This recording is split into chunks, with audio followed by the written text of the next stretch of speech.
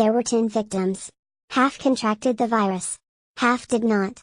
But Daryl Rowe intended to infect all of them. On Wednesday, 6 months after being found guilty of 5 counts of causing grievous bodily harm with intent and another 5 of attempted GBH with intent, Rowe, 27, was sentenced to life in prison, with a minimum term of 12 years. Given the time he has already spent on remand, that means he will have to serve a minimum of 10 years and 253 days from now before being eligible for parole. Shortly after the sentence, one of Rowe's victims, the youngest of the 10 men who gave evidence against him, spoke to BuzzFeed News.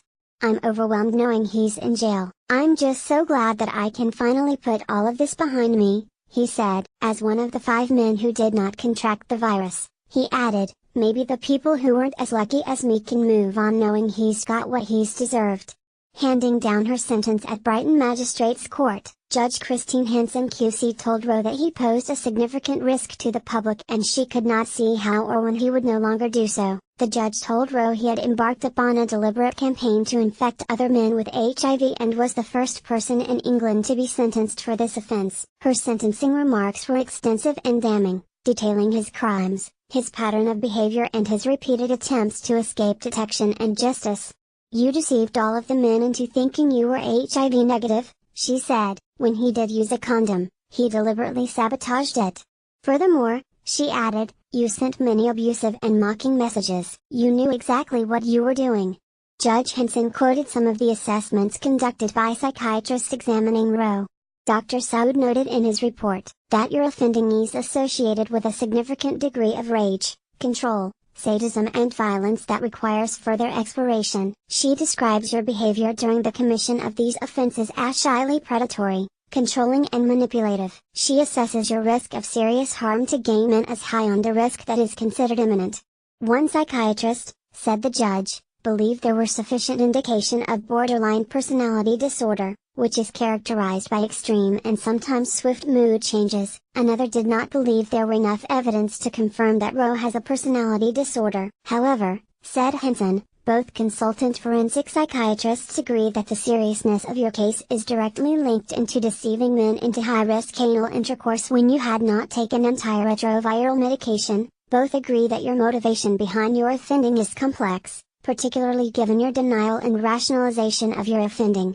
Given the complexity of the case, its unique characteristics and the international attention it will provoke, the judge in summing up her remarks made clear that, this sentencing exercise is not about stigmatizing those with an HIV diagnosis, nor should it detract from that medical progress that has been made since the 1980s regarding the treatment of those with HIV. In conclusion, she said, "I have reminded myself of recent authorities regarding discretionary life sentences, which remains a sentence of last resort reserved for offending of the utmost gravity. This is such a case. The sentence I impose therefore is a sentence of life imprisonment." Ahead of sentencing, the court heard from Rowe's victims in a series of impact statements revealing how his actions had affected them. One spoke of now often contemplating suicide. Another man said he suffers regular panic attacks. "When I told myself and those closest to me that I was gay, it was the most terrifying and liberating experience of my life," said another victim in his impact statement. "But having my vulnerability used against me will stay with me forever." He added, "I never thought I'd be someone to think about suicide, but that following his experiences with Rowe, that is exactly what he contemplated." Rowe, dressed in a gray suit, remained impassive throughout. His expression was blank. It remained so through all the victims' statements. One said that what Rowe had done to him had had a shattering effect on his life. "I felt like a walking, talking disease. I lost my place in this world. I fell into a very dark place." The oldest of his victims, who is in his 40s, said in his victim statement how much he worries about the impact of the virus in his later life and the limiting effect the diagnosis has on one's ability to travel and work in certain countries. Compounding everything, his statement said, was that, "Mr. Rowe has never shown any sympathy of compassion. He has shown only arrogance, selfishness and an utter lack of humanity." Many of the victims said they had needed therapy. One had been admitted to a residential mental health center. Judge Henson said the victims had described living with a life sentence.